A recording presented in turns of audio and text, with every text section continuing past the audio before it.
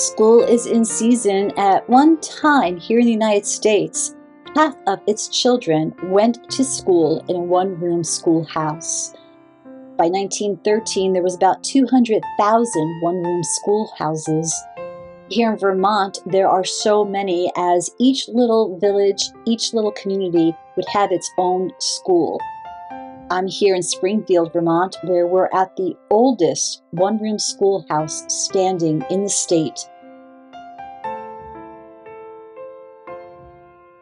But as I walked around, I kept thinking about what it is that we learn and how it shapes us. Perhaps this is a year in which we have to learn to unlearn some things that might be holding us back. Come, welcome to Old Stonewall Farm.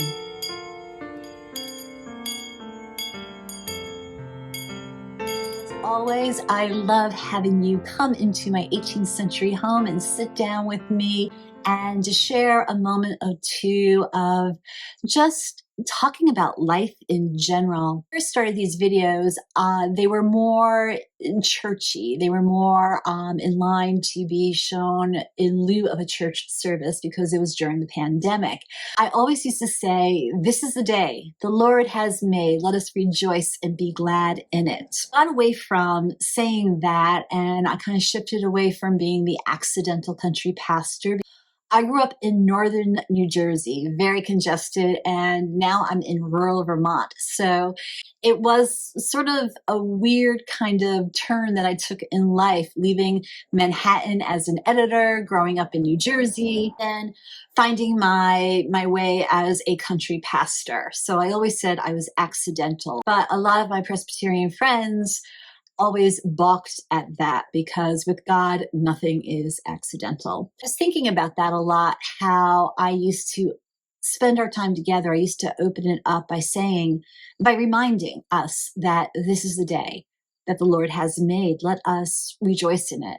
Let us not be down or weighed down by all the problems we might be carrying or the negativity, because we come together with all sorts of things happening in our lives. We carry a lot of hurt in our hearts. We carry a lot of worries in our hearts. And oftentimes we are afraid to share that. So I think I want to get back to reminding us all that this is the day that we have been given, and we shouldn't forget to rejoice in it no matter what is going on.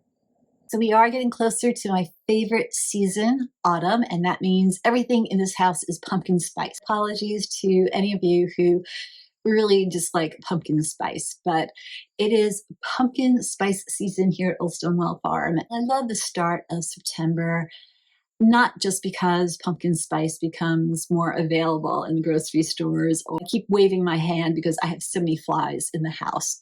It's just horrible. It's just one of the problems of living around fields and cows.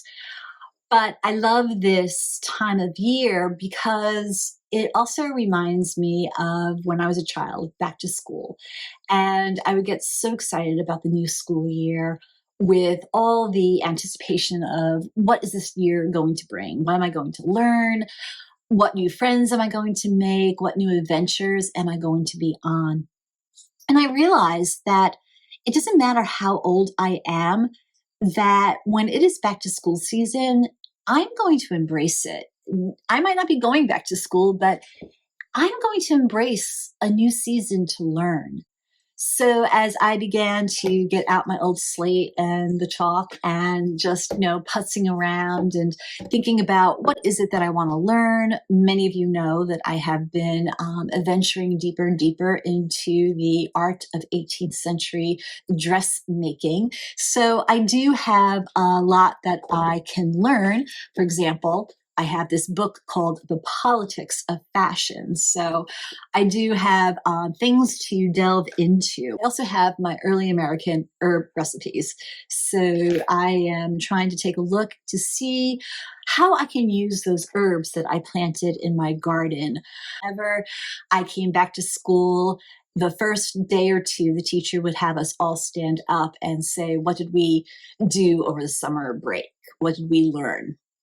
So I wanted to share that with you before we really delve into my thought I have for you today. The things I learned this summer, I feel are very important. For one thing, I did not get the garden that I had envisioned. At the beginning of the spring, I had all these high hopes for expanding the garden, planting more pumpkins and corn. And then I was also going to try my hand at creating a hugelkultur garden. Now, hugelkultur, I did a video on this back in, I think, a few months ago, but the hugelkultur garden is an old way, primitive way of gardening that uses just old trees and debris, and you kind of like layer it. And being that I have a lot of old trees down on Sophie's Hill, I thought it'd be great to have a hugelkultur garden. So I had high hopes of creating that and expanding my garden, and I didn't get to any of it. In fact, the patch where the pumpkins were supposed to be is just still a patch of soil, and now there's a whole bunch of weeds. That being said, what I learned this summer is that with God, there is no failure. What I had thought I wanted to create and what I felt I failed at accomplishing. Turns out my garden is amazing, and I hardly did anything to it this year because it was just, first of all, we had just bouts of very hot weather and then a lot of rain, and the mosquitoes are really bad. So I really didn't get out there much to tend to it like I really should have. But the other day when I looked at the garden, I could not believe that what I thought I failed at and what I did not accomplish, God gave me something beautiful still. Nature still just ran its course. Flowers still grew. The squash grew. In fact, I have acorn squash growing, and I didn't even plant acorn squash. I think it was seeds that were left over from last year that I didn't till enough or pick up or whatever. They were still there. So even though my garlic failed and I had Japanese beetles eating at a lot of things, the string beans still grew. I have butternut squash. I have acorn squash. I have little baby pumpkins. And so my garden was quite lush. The thing that I learned this summer was to let go of expectations and to trust that with God, all things are indeed good, that something amazing can grow. But as the children get back to school and as we start to remember our own childhood days, do you remember those lunch boxes? The metal ones I'm talking about, not plastic, but the metal lunch boxes. Just loved the way the chocolate milk tasted in that thermos. And it just brings back so many memories for me. Something that I realize right now as a new season is upon us is that we put so much emphasis on learning, on being better and filling our minds up with wisdom rather than seek more knowledge, rather than to fill our minds with information, what if we challenged ourselves to finally learn how to unlearn?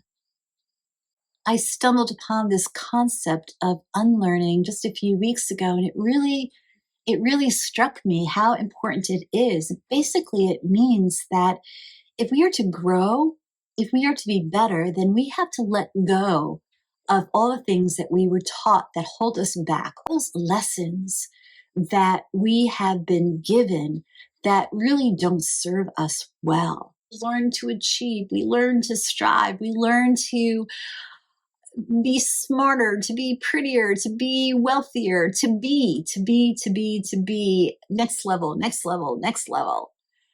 And that is what we learn. But what if we unlearn all of that? I had to figure out everything that I had to unlearn this season. And the first thing that I had to unlearn is being busy isn't something to glorify. Other thing that I have to unlearn is worry. Yes, I said it there. I worry a lot.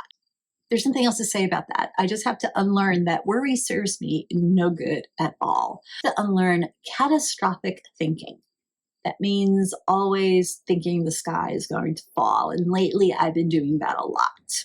Lately it does seem like the sky is falling. There's just so much darkness out there, so many people suffering, so many disasters that are happening. Can you unlearn the worry, start to learn about embracing more faith? And that's hard, and I wish I had more tips for you, but I don't.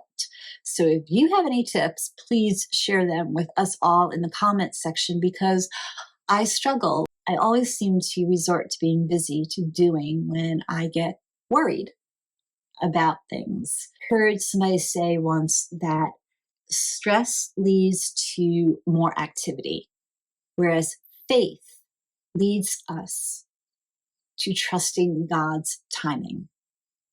And I love that, because that's me. I'm worried about things when I'm sad, that I do tend to overcompensate by doing, when I need just to trust that God is in control, and I need to trust God's perfect timing in just being.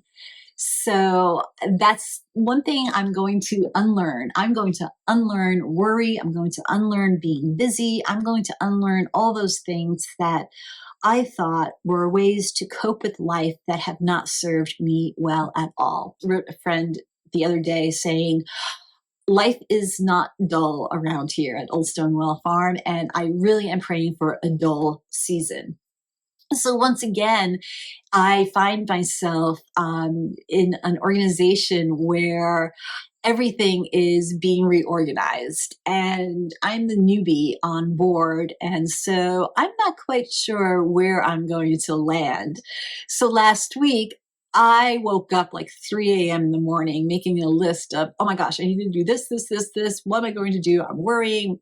I just started to revert back to everything I learned about how you handle life. And I realized, no, I can't do that. I need to just sit back and trust. So this is the season that I'm in, and I'm going to embrace learning how to unlearn all those things that do not help me at all. The new school season is underway, and I invite you here at Old Stonewall Farm to make a list of things that you need to unlearn, because all those things that we were once taught, they could be the very things that are holding us back. The assumptions, all of the must-dos, must-haves, all those things that we think define community, all those things that we think define happiness, it could be wrong. What are you going to unlearn this school year? I would love to hear from you. And again, if you have any thoughts or tips to share with all of us here at Old Stonewall Farm, we would love to hear from you. I know I would. And this is a place, this is a community. You are my family that I love to sit down with. And so thank you for taking time to sit down with me here in Vermont. I'll see you again. Until then, God bless.